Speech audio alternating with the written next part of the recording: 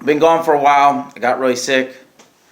I haven't been able to work on my 650 project yet. So projects I got in line right now is I have an XS750, I have an XS650, and I have another XS750. I'm doing some stuff with my roommate to get off of him. Now, going back to my original videos was the whole thing about keeping it simple. Keeping it simple. If you're looking at an older bike, keep it simple. Know what's available for the bikes. Sometimes you don't want to go oddball. This is one thing that's kind of an easy determining factor of what to buy. Take a look and see what aftermarket's available for those bikes, right? Like KZs, the KH carburetors, you can't get parts for them. There's a few companies that might have stuff, but stuff is very hard to find. So you got to make sure you have a complete bike and know the aftermarket. A good determining factor, what I always tell people, is if Delkevic makes a pipe for it, it's probably got a market for it, right? My GS 650, the problem with that bike was it really was a gray market bike. They didn't sell a whole lot of them here in the States. They were more designed to take up the space of the 750 in other places where the road taxes are, determined by the displacement of the engine. So basically what I was getting at was if you have a project or you're looking at a project, keep it simple. Air-cooled, electronic ignition if you can. Points are great, but make sure that you either replace the points or you try to find the counterpart electronic ignition for it, and that's really the way to go. Also, pipes, exhausts. I mean, slip-on mufflers aren't bad. You can get a ton of performance out of slip-on mufflers, especially if you're using your original head pipes, because one of the reasons why that I find is 4-in-1s, they tend to hang down real low under the bike, and you lose ground clearance. They give you a lot more side clearance for turning, but you lose that underside. The other thing is that with a 4-in-2, you can get a better bottom end and mid-range power out of them than you can out of a 4-in-1. 4-in-1s are great, but they're really top-end, top-charge pipes, and depending on how long your head tubes are on them is going to also determine your performance. The longer the head tube, the higher the RPM. And I have a guest behind me. Get out of there. Go on, get out of there. Get out of there. I'm trying to keep this backdrop behind me, but she's gonna mess it up. Come on, Harley, get out of there. Siamese cats, can't tell them what to do. But anyways, keep it simple. Keep it simple. Keep it down to an air-cooled bike if you can. Try to stay away from water-cooled bikes. I know they're fun, they're great, but especially if you're getting into older engines, know what you're getting into, because like any of the V30, V45, V65 engines, let me tell you, to pull carburetors on them is a nightmare. You might as well just drop the motor out of the bike in order to work on it, because it's hard to get the carburetors out. That's why I recommend air-cooled, keep it simple. I like the triple. The 750 was notorious for second gear problems because for some reason the Yamaha gave bad directions to their assembly workers on which side the spacers were supposed to go on the gears. So some of them didn't get put together right, and the dogs would get stripped on the gears. On their hardened, so if you strip the hardening off of them, you can file them, but it's always better just to get another second gear. Mine's been done. It apparently has a JC Whitney chrome kit on it.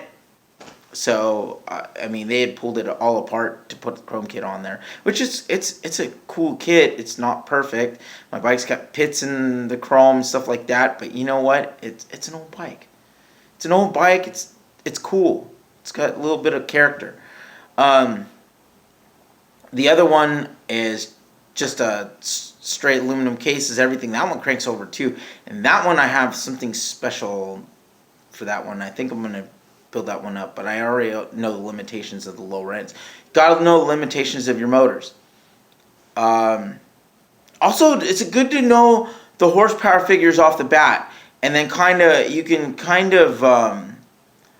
get an estimation of what you can get out of it by, little tuning things like GS's and KZ's make crazy power even for compared to today's bikes. I mean, 73 horsepower is, that's, not a 30 horsepower bike. I mean, they'll run everything down. They just don't have a lot of those bikes don't have a 6 gear. Like I said, stay away from stuff that's really complicated unless you're ready to take it on and screw with the finicky stuff. Hitachi carburetors, Gauge carburetors, stuff like that. Yamaha, I don't know why they used Hitachi carburetors on some of the later complex Vortex engines, and or circular vortex engines, whatever they're called. It's basically a CVCC engine, like a Honda. It swirls the mix so you can run a leaner mix. That's how it works. But the real issue with those engines is that they're finicky, and they like to run lean. You don't want to run them too lean. So just remember, that's like the Seika and the Maxim. Don't screw around too much with them, because you can end up with an issue where you're trying to get it tuned right, and then you're gonna be doing dyno time trying to get it to run properly, unless you know what that thing likes. And different altitudes are gonna determine different jetting. I mean, that's just a reality if you're dealing with carburetors. So yeah, I mean, the 750 is going to be fun. Triples are kind of rare. You don't really see them a whole lot, and they're just cool. They sound cool. They got a cool sound to them, and I like them because they've got the nice center of, short center of gravity, like a twin, both way more torque than the twins had. So, I mean, they're just very, very torquey engines. I don't mind shaft drive. A lot of people are like, shaft drive, I want, chain. As long as you maintain a shaft, it lasts forever. Chains are a pain. I had a chain break and whip me in the leg, so it happens. It happens. Anyways, I just wanted to touch base with everybody, let you know that I'm still on schedule here with trying to come out with videos and trying to build stuff, but I haven't gotten around to doing anything, so I'm planning on sometime this week start tearing down my 650 and take a look inside the tank, and I need the battery charger. My roommate's taking the battery charger, so I need the battery charger. But hopefully I can get this thing going back on the road, and I'll swap the mufflers, and I'll do all the header wrap and stuff like that. So pretty much that's the schedule right now, and I'll get around to getting at least one of these bikes going, so you guys can see an example of what you can do on a very low budget. I mean, I think I paid $1,000 for the 650. It needed some work, but I mean, I'm in it with. Oh, also, like I covered on the last video, recommendations on parts. don't buy foam filters if you can help it. Buy element filters. They just work better.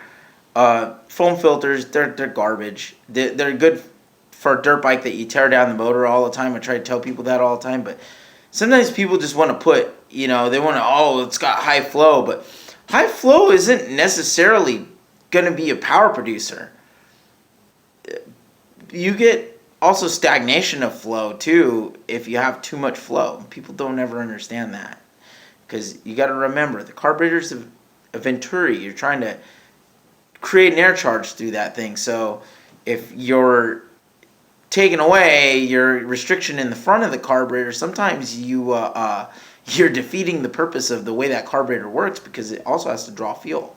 So anyways, that's my video for today. I'm going to upload this. Stay tuned.